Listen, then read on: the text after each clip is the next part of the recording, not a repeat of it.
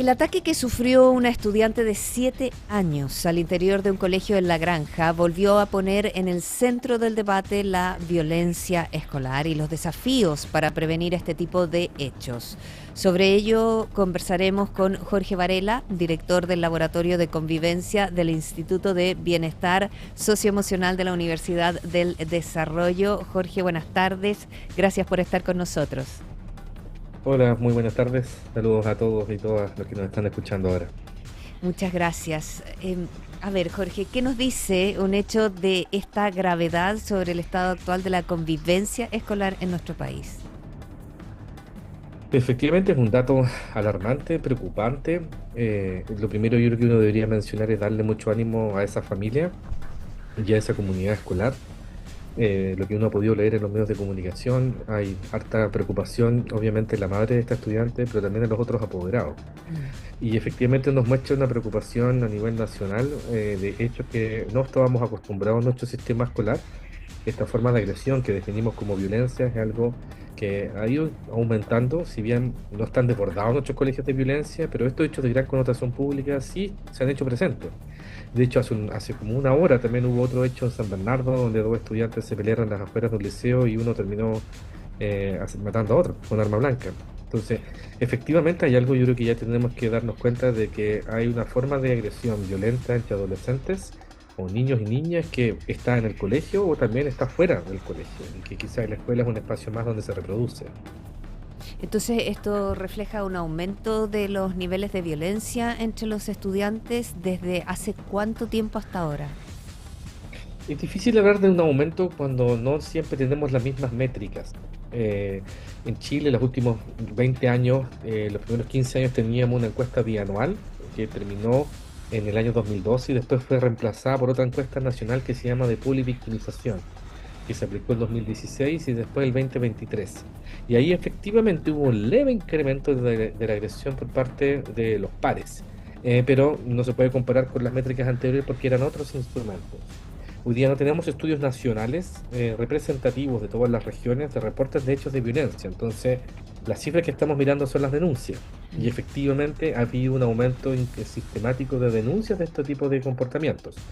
Ahora bien, hay que tener en cuenta que la denuncia es la denuncia, entonces no necesariamente representa el dato fidedigno, porque puede ser que hace 5 años la gente no denunciara, Claro. porque no sabía que existía la posibilidad de hacerlo, porque no confiaba en el sistema, etcétera. Entonces hay que tener cierta cautela con esa cifra. Lo que yo sí creo que hemos visto distinto es la connotación de estos hechos. Este tipo de agresiones eran casi imposibles que pasaran en el sistema escolar. Agresiones a profesores, como ejemplo en Calama, agresiones de estudiantes más grandes, más pequeños con arma blanca dentro del colegio, lo que pasa con los overoles hace ya casi una década en algunos colegios de una comuna de la RM. Pues efectivamente, más que la cantidad, yo creo que la forma de este tipo de agresiones es algo que efectivamente estamos viendo en distintas ciudades del país, no solamente Santiago.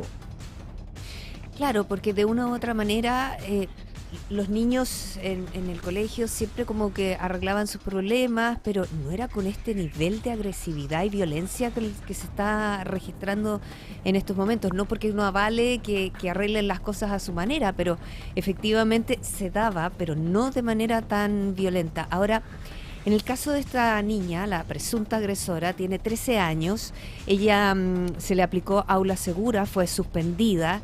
¿Qué factores pueden llevar a un niño o adolescente a ejercer una violencia de este nivel? ¿Y será la mejor solución aplicar aula segura? Es una súper buena pregunta y reflexión, porque en el fondo, primero que nada, yo creo que lo que explica mucho de esto tiene que ver con el mayor acceso a distintos tipos de armas. Armas hechizas, armas blancas, armas de mayor calibre, y que antes no teníamos tanto acceso. Yo creo que eso sí hoy día había más acceso y que va de la mano a veces en ciertos contextos o barrios donde hay, por ejemplo, problemas de narcotráfico, peleas de banda. Yo creo que eso sí ha aumentado. Y la escuela es un escenario más donde esto se reproduce. Ahora, ¿qué hacemos cuando el estudiante está portando el arma, ¿no? Y agrede de esta manera en un colegio? Hay que mirarlo por parte. Por parte de la comunidad escolar, por parte de la víctima, es súper entendible la sensación de temor que genera este estudiante. Y Aula Segura en ese sentido cubre de alguna manera o llena ese vacío, ¿no? O protege de alguna manera a la comunidad escolar. Sin embargo, no necesariamente modifica la conducta del estudiante. Mm. Si bien es un caso reservado hoy día, ¿cierto?, de la Fiscalía en la investigación que está llevando a cabo, de lo que yo pude leer en otros medios de comunicación, la estudiante tiene también un montón de factores de riesgo que vienen de la casa. Una Exacto. estudiante que también ha sido víctima de maltrato, víctima de violencia, lo cual a uno lo hace pensar esto como en dos niveles, ¿no? ¿Quién es el victimario, quién es la víctima? Obviamente no se justifica lo que hizo con esta niña más pequeña, pero es la agresora también tiene estos factores de riesgo. Entonces, hay que mirar esto entonces en las dos aristas. Efectivamente, la escuela se va a sentir más segura y se entiende la aplicación y tiene sentido la aplicación de aula segura, pero eso no modifica la conducta del estudiante y si el estudiante no ayudamos, no llegamos a tiempo, no modificamos sus factores de riesgo, Mm. ella va a ser reescolarizada en otro espacio. Podríamos hipotetizar que ese comportamiento básicamente lo que hace es desplazarse a otro contexto. Y ahí aula segura se queda corta, Claro. porque aula segura no se hace cargo de eso, sino simplemente facilita, gestiona, da ciertas atribuciones a mi comunidad escolar. Pero si no llegamos como Estado, y esto yo creo que es una política de Estado que hay que reflexionar con esa estudiante, el problema lo estamos trasladando, si lo estamos pasando a otros simplemente. Claro, y además lo voy a llevar a otro escenario más, en el caso de tratar de proteger a esta presunta agresora de 13 años y llevarla a un lugar tipo Refugio de Cristo, por ejemplo, ahí se cruzan nuevamente otro problema, niños que efectivamente tienen, han sido vulnerados de alguna manera, con niños judicializados y además una niña que está en el medio en el fondo, que aún no se decide qué es lo que se va a hacer con ella. Es una situación que tampoco permite una solución. Efectivamente, y por eso yo creo que estamos al debe con nuestras infancias en general. Y estas infancias que tienen estas conductas de riesgo, conductas extremadamente violentas, que antes quizás no veíamos con tanta frecuencia, no solo llegamos tarde, sino que no logramos modificar este problema. Y de hecho es súper interesante como el mismo ministro Raúl lo plantea también como un enfoque también como de seguridad. Si bien pasó en un colegio, él es súper crítico y autocrítico también en ese sentido, de decir que estamos llegando tarde si estamos viendo que la edad de conductas de violencia o de riesgo antisociales la estamos viendo cada vez más temprana. Más allá de discutir si bajamos la ley de responsabilidad penal adolescente, la reflexión que tenemos que hacer es que como Estado no estamos llegando a tiempo con esa infancia, ya sea con la institucionalidad que existe, oficinas locales de niñez o instituciones X. Necesitamos invertir mucho más en eso. Y hoy día la desproporción en la inversión pública en prevención versus seguridad es desproporcionada. En general gastamos mucho más en control que en prevención. ¿Y a qué se refiere usted con prevención? Porque tenemos que conversar que en el fondo los adultos, la familia, los colegios pueden estar atentos a ciertas conductas, el sector, pero eso ya viene de antes. Entonces, la prevención es aplicarla en la misma familia, preparar mejor a los docentes probablemente. En todos los contextos que nos ayuden a explicar este comportamiento, la casa, la escuela, el barrio, ¿cierto? Los entornos, los grupos de pares, la escolarización, por ejemplo, es un factor de riesgo. Chicos o chicas que no están escolarizados, en la calle básicamente se los reemplaza y la calle no te entrega necesariamente valores, ¿no? Entonces, cuando nos referimos a prevención es cómo activamos una cadena de respuestas cuando un estudiante ya vemos que está en riesgo. De hecho, muchos de estos chicos que entran por RPA entran antes por vulneración, Mm. a edades más tempranas. Entonces deberíamos ser capaces de llegar en ese momento a tratar de apoyar, ¿cierto?, con los recursos que sean necesarios a esa infancia. Y hoy día estamos al debe con eso, ¿no? La famosa ley de garantía que se habla en los programas de infancia, no estamos cumpliendo con eso. Y ahí yo creo que necesitamos invertir más porque en el fondo son casos altamente problemáticos, con muchas necesidades de toda índole y que requieren una intervención que es más cara, pero entre comillas, porque en el fondo si yo calculo las externalidades que tiene este estudiante, una vez que crece, por ejemplo, cuando va creciendo, yo no sé si es más caro. El punto Mm. es que tengo que tomar la decisión de ahora invertir mucho y darle un espacio potencial a ese niño o a esa niña. Claro, claro, claro que sí. Ahora, vámonos a los colegios. ¿Qué tan importante o de qué manera poder desarrollar mejor el trabajo de los equipos de convivencia escolar? ¿Qué herramientas debieran tener para prevenir estos hechos y además los protocolos a seguir una vez que sucedan, si es que vuelva a suceder? Efectivamente, los protocolos de los colegios son súper importantes y ahí yo veo el vaso más lleno que vacío en estas últimas 2 décadas en nuestro país. Hemos avanzado, yo creo que significativamente en generar un debido proceso tener una superintendencia, ¿cierto? Que norma, que regula, que sanciona, que media conflictos en los colegios. Perdón.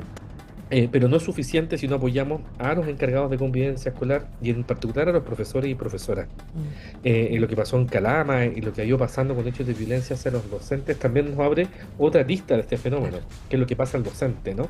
Que se siente con menos recursos, con menos habilidad, incluso con temor. Nosotros en la facultad hacemos un estudio, de hecho con otros investigadores que llamamos índice de bienestar docente, y encontramos datos terribles, ¿no? 20% de los profesores en Chile no se sienten seguros en el colegio. Mm. Entonces, necesitamos fortalecer esos protocolos, necesitamos incorporar más a la familia.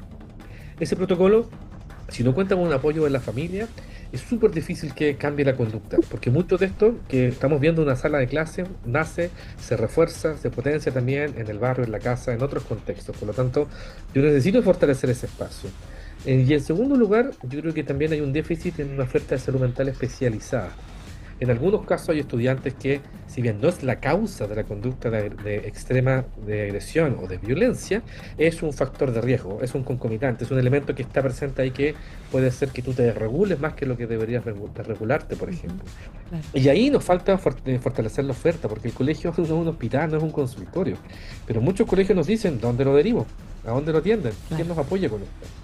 Y ahí yo creo que también necesitamos generar ese espacio y que implica recursos. Y aquí hay que tenerlo claro y hay que apostar por hacer una inversión mucho más robusta en esta materia. Mm. Y a lo mejor, no sé qué piensa usted, conversamos con Jorge Varela, director del Laboratorio de Convivencia de la Universidad del Desarrollo.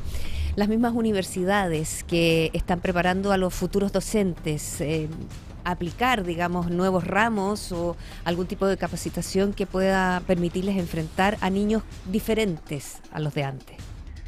Es una súper buena observación. Efectivamente, la escuela de los que somos más viejos, ¿cierto? Que es una escuela más jerárquica, más tradicional, más uniformada, ¿cierto? Hoy día eso cambió, ¿no? Las infancias son otras, ¿no? Y efectivamente los docentes en eso, y yo creo que están ávidos de hacerlo, ¿no? Porque otro cohorte generacional también, necesitan adquirir ese tipo de herramientas, ¿no? De manejo de la diversidad, de tolerancia, de cuestionarte tus propios prejuicios y estereotipos, de entender, ¿cierto?, cómo, por ejemplo, las competencias socioemocionales juegan un rol muy importante. Porque un estudiante a veces es violento, a veces porque se desregula es violento. Entonces quizás lo que hay que hacer ahí es enseñarle a regularse, más allá de castigarlo porque le pegó un compañero. Entonces ahí yo creo que también hay un llamado importante a nuestras facultades de educación en llegarles esa herramienta a los docentes, teórico y práctica. No siempre está presente en el currículum de esas facultades, por lo tanto el llamado, ¿cierto?, a sumar eso al currículum es muy importante. Qué interesante conversación, Jorge. Muchas gracias por haber estado con nosotros aquí en Pura Noticia PM. Jorge Varela, director del Laboratorio de Convivencia del Instituto de Bienestar Socioemocional de la Universidad del Desarrollo. Muchas gracias. Muchas gracias a ustedes por la invitación. Que Muy tengan buenas buena tarde. tardes. Gracias.